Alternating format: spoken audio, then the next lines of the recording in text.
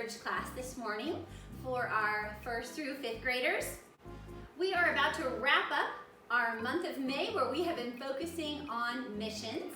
You're going to take your mission flyer and flip it over to the back and get to that 4th week for our mission focus, which is going to be focusing on our missions around the world. These are organizations that our church financially supports and prays for. So take some time to look up one that is interesting to you and learn more about it, and spend some time praying for the people there that we support. Finally, yesterday you should have concluded your 30 days of prayer for the Muslims. Here's what we're going to do to collect those points. Rather than you turning in the booklet, if you, by Thursday of this week, May 28th, will text, email me, put a Facebook post, however you want to, message me the information about how many days your family prayed for in the 30 days of prayer. If it was 30, then send me that number. If it was 20, send me that number, and then I'll apply those points to your students for store. So remember, last week we left off with Queen Esther approaching the king's court without his permission. If he extends the scepter to her, then she can approach him. But if he does not, it means uncertain death for her. We are going to get you thinking about this story today by playing a fun family activity where you get to be the king and decide if you're going to extend the scepter to your family or not. Who will be the first to touch the scepter? Read the directions and have fun playing.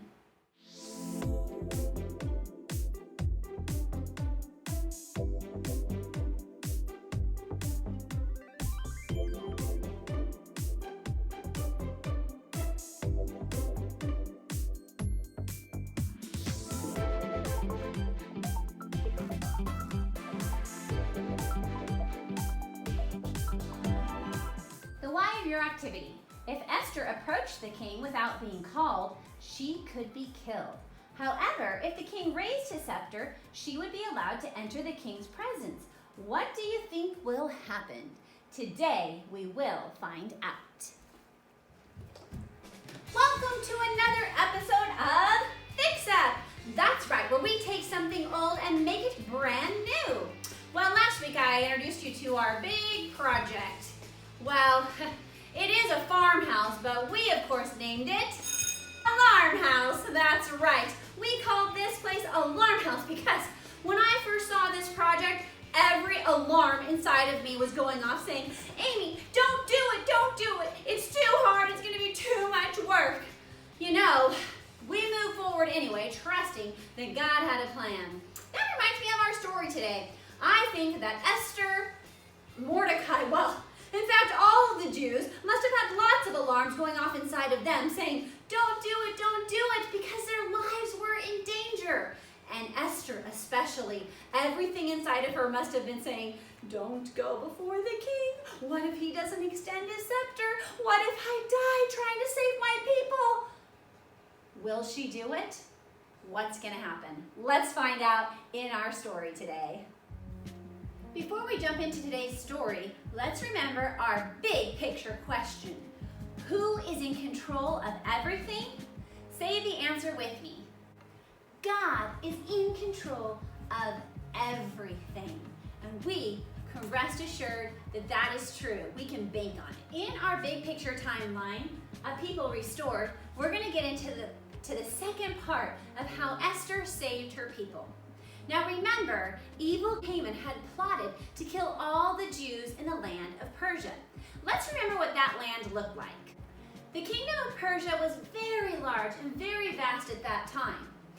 But a lot of the people that had been taken captive in Babylon were able to return home, but not all of them went home, as we learned last week. Several of them stayed behind. Hundreds and thousands of them actually. That was their new home. They built homes there. That had become their land and their home, and they didn't desire to go back to Jerusalem. And so we have learned that in Susa, here is Babylon, here is Susa, and Susa is where King Persia has set up his kingdom.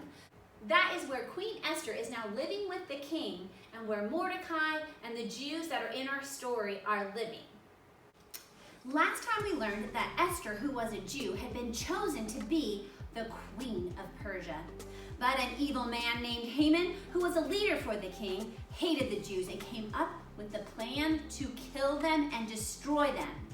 Esther's cousin Mordecai heard about Haman's plan, and so he sent Esther a message.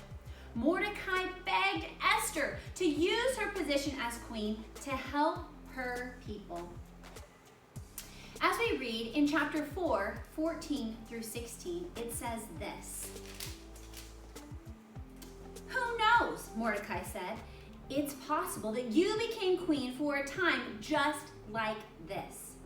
Then Esther sent a reply to Mordecai. She said, "Go, gather together all the Jews who are in Susa and fast for my benefit. Don't eat or drink anything for 3 days.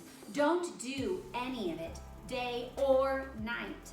I and my attendants will fast and do just as you do. Then I'll go to the king. I'll do it, even though it's against the law. And if I have to, I'll die." Here is where our story picks up for today. In the next chapter, chapter 5, we are going to find out, will the scepter that the king has be extended to Queen Esther so that she can come and speak to him without being put to death? Follow along with me in Esther chapter 5, verses 1 through 8. On the third day, Esther put her royal robes on. She stood in the inner courtyard of the palace. It was in front of the king's hall. The king was sitting on his royal throne in the hall. He was facing the entrance. He saw Queen Esther standing in the courtyard, and he was pleased with her. So he reached out toward her the gold rod that was in his hand. Then Esther approached him. Her life was saved, and she touched the end of the royal scepter. The king asked, "What is it, Queen Esther? What do you want? I'll give it to you. I'll even give you up to half of my kingdom." Esther replied, "King Xerxes, if it pleases you, come to a big dinner and invite Haman with you, and I will prepare it for you. Come today." At once the king and his servants said, "Let's do what Esther has asked." Haman was thrilled. He was on top of the world. He had been invited to be the special honored guest with just King Xerxes and Queen Esther. So during that first dinner, King Xerxes asks again, "Queen Esther, what do you want? I will give you anything, even up to half of my kingdom." And as you saw on that map, that was a big kingdom. Esther replied, "Here is what I want. Here is my appeal to you. I hope that you will show me favor. I hope that you will be pleased to give me what I want. I hope that you will be pleased to listen to my appeal. And if you are, I'd like for you and Haman to come to another dinner." Can you imagine? She was so nervous. She was so afraid to tell King Xerxes that she was a Jew, that her people were trying to be destroyed by Haman. So to build up enough courage, she asks him to come to yet another dinner. Well, Haman leaves that dinner, and he thinks he's the most important thing in the world at this point. He has been invited to not just one, but 2 special dinners with King Xerxes and Queen Esther. And while he's on his way out of the palace, feeling like he's on top of the world, he walks out the gate to see Mordecai. Yes, the same Mordecai who is Esther's adopted father, who is her cousin that has raised her from birth. The same Mordecai who, in just a few chapters before, would not bow down to Haman. Even though everybody else bowed down to Haman and showed him honor, Mordecai said, "I will not do that." And so when Haman passes by, he sees that Mordecai once again pays him no attention, shows him no honor, does not even acknowledge him. In verses 9 and 10, he noticed that Mordecai didn't stand up when he walked by. In fact, Mordecai didn't have any respect for him at all. So he burned with anger against him. But Haman was able to control himself, and he went home. When he arrived home, he invites his wife and all of his friends over, and he begins to brag to them about how great, how amazing, and how awesome he is that he was invited to a special dinner, not just once, but twice, with the king and queen, that he is so rich, that he has so many sons, that he is honored as a nobleman by the king more than anyone else has ever been honored, and that he has been put into one of the highest positions that the king has ever given. But he goes on to say, all of that is in vain, because Mordecai will not show me any respect. I want to get rid of Mordecai, and I want to get rid of him right now. And so his friends say, well, what's holding you back? Why don't you just go into the king tomorrow morning and ask for Mordecai's life? So Haman decides that's exactly what he is going to do. Well, meanwhile, the king was having a terrible night of sleep. He couldn't sleep. He tossed and turned and tossed and turned, and finally he woke up and he summoned his royal officials to bring him records of all the things he had done as a king. Now, I don't know about you, but when I have a hard time sleeping, sometimes if I just get up and read for a while, it makes me sleepy and I can go back to sleep. Well, I'm not a king, so I have to read for myself. But this king, he had people read for him. And so he summons these men to come and read to him his royal records. Now, they could have grabbed any records on the shelf, but they grabbed some special records. It just so happened that the record that was pulled that night for the king to listen to was the very record that had been written about Mordecai reporting to Queen Esther that he had overheard those two officers who had plotted to kill the king. But his life had been saved because Mordecai had told Esther, who had told the king, and so he put to death those two officers. Well, those events were being reread to the king that night. And so he says to his royal official, "Did we do anything to honor Mordecai for saving my life?" And the royal official reminds the king that they had done nothing for Mordecai. The sun was now coming up and morning was dawning, and the royal official hears somebody walking in the courtyard. And so the king says, "Who is that? Who is in the courtyard?" And the royal official goes and he finds out that who's walking in the courtyard is none other than Haman. Yes, Haman, who was on his way at that very moment to ask the king to kill Mordecai, to have permission to take Mordecai's life. Right when the king is asking the records official, "Did we ever do anything to honor Mordecai for saving my life?" Haman had just entered the courtyard at the palace. He had come to speak to the king about putting Mordecai to death. The king's attendant said to him, "Haman is standing in the courtyard." "Bring him in," the king ordered. Haman entered. Then the king asked him, "Haman, what should be done for the man I want to honor?" And Haman said to himself, "Is there anyone the king would rather honor than me?" So he answered the king, "Well, here is what you should do for the man you want to honor," thinking of himself. "Have your servants get a royal robe, one that you have worn, and have them bring a horse that you have ridden on. Have a royal crest placed on his head. Then give the robe and the horse to the one of your most noble princes. Let the robe be put on the man you want to honor, and let him be led on the horse through the city streets. Let the people announce in front of him, 'This is what is done for the man the king wants to honor.'" Haman's feeling pretty great about himself right now, thinking all of this was going to be done for him.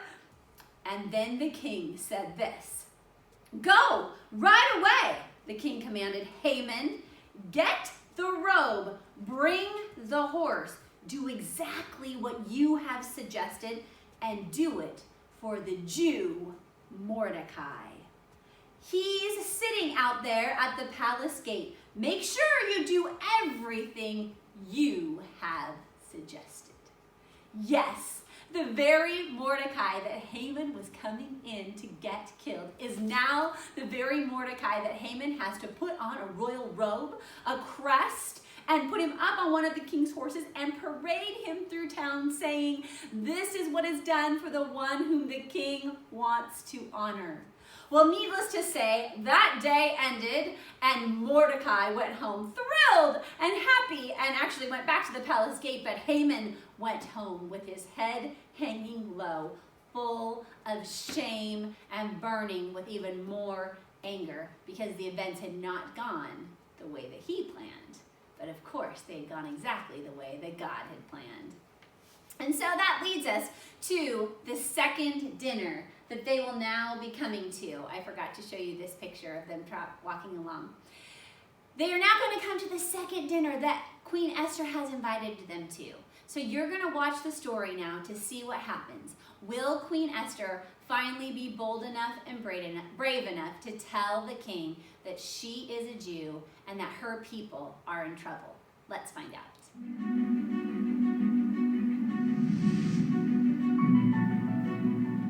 God's people in Persia were in trouble. One of their enemies, a man named Haman, made a plan to kill all of them.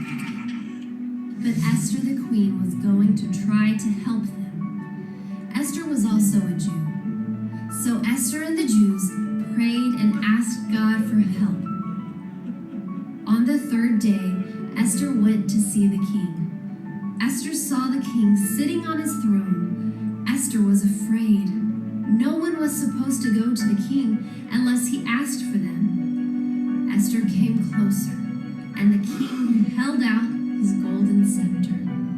This meant that Esther was allowed to come to him. Esther walked toward the king and touched the tip of the scepter. "What do you want, Queen Esther?" the king said. "I will give you anything, up to half of my kingdom." Esther said, "I have prepared a feast. Would you and Haman come eat with me today?" "Yes," said the king. So the king and his helper Haman went to Esther's feast. After they ate, the king said, "What do you want, Queen Esther? I will give you anything, up to half of my kingdom." Esther said, "Will you and Haman come to my feast tomorrow?" "Yes," said the king. The next day, the king and Haman went to Esther's feast. After they ate, the king said, "What do you want, Queen Esther? I will give you anything, up to half of my kingdom." Esther said, "I am a Jew, and there is a plan to kill me and my people." The king asked, "Who is planning to hurt you?" "This evil enemy, Haman," Esther said. The king was angry. He ordered for Haman to be punished. Then he made a law to keep the Jewish people safe from their enemies. Haman had an evil plan to kill the Jews, but God was in control. God used Esther in his plan to rescue his people. When Jesus came to earth, his enemies killed him. But Jesus did not stay dead. After Jesus died on the cross, he rose from the dead. Jesus has power over evil. Well, the story does not quite end there. As it says in Esther chapter 8, verse 8, "Nothing that is written in my name," King Xerxes' name, "and stamped with my seal," remember that ring that he gave to Haman, "can ever be changed." So the king couldn't just undo the decree that he had allowed Haman to make. He had to instead write more decrees to allow the Jews to be able to defend themselves when they would be attacked. So he writes a decree for all 127 territories where the Jews live in the kingdom of Persia. He says that on the days of Adar 13 and 14, they can fight back to save their lives. They can assemble armies to fight the enemies that would still try to come in and kill them. Well, they are successful. They do defeat their enemies and they come out victorious. They are so victorious that their reputation becomes known throughout all the land. And in that, so does God's reputation. His reputation that he is faithful to his people. The other nations fear them. In chapter 9, verse 22, it says, Mordecai told the Jews to celebrate the time when they got rest from their enemies. That was the month when their sadness was turned into joy. It was when their sobbing turned into a day for celebrating. He wrote the letters to celebrate those days as times of joy. He wanted the people to enjoy good food and to celebrate. And so actually, you can go to a calendar. I went to my church calendar. You can look on your home calendar. And there is still in the Jewish calendar now today, a day called Purim. And Purim is the day that they celebrate the fact that their people were saved, that they were able to fight back their enemies, and they were saved from destruction from evil Haman, destroying the people of God. In all of Persia, they set aside that day to celebrate.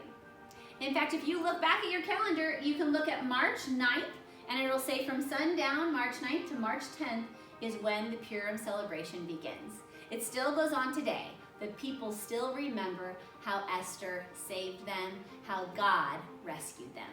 You know, even though God is actually not mentioned, his name is not said in the whole book of Esther, he is clearly at the center of all of these events. He's clearly the one that's in control.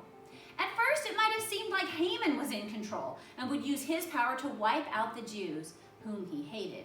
But really, God was in control despite Haman's evil plans to destroy the Jews. Like Esther was not allowed to enter the presence of the king, we too are not allowed to enter the presence of God because of the sin that separates us from having a relationship with him in our lives. He is a holy, perfect God, and we are a sinful, broken people. But when we give our lives to Jesus, we put on Jesus and we surrender to him and we recognize that he is the Son of God. Then when we want to enter the presence of God, he sees Jesus in us. He sees our belief. He sees our faith in him. And he says, I extend my scepter to you. You can come into my presence. You can have a relationship with me because of what Jesus has done. That is an awesome gift that we can definitely remember from this story. God used Esther at just the right time to save his people. Isn't it amazing that God uses ordinary people to do extraordinary things? He uses us to carry out his plans. Esther didn't have any special powers or extraordinary characteristics. She was just a girl who was willing to follow God and to obey him even when it was hard. She believed that God had a plan, that God would keep his purposes. God doesn't make mistakes, you guys. He isn't surprised by evil. He is in control. For such a time as this, Mordecai said, for such a time as this, I say to you, in May 2020, COVID-19, God has placed you to live in his story right now. He's using you. He has a plan. Just ask him to show you the way. Let's pray together. Would you fold your hands and close your eyes and pray with me? Dear Jesus, thank you for the story of Esther. Thank you for your word. In this story, we see you are so faithful to your people. You are so faithful to us. Thank you for using ordinary people like Esther and like us to work out your great plans. Thank you for sending Jesus, who willingly gave his life to rescue us from sin and death. He stood in our place so that we could be forgiven. Give us willing hearts to do your plan in our lives at this time, in this place, in this week, even tomorrow. We love you, and in Jesus' name we pray. Amen.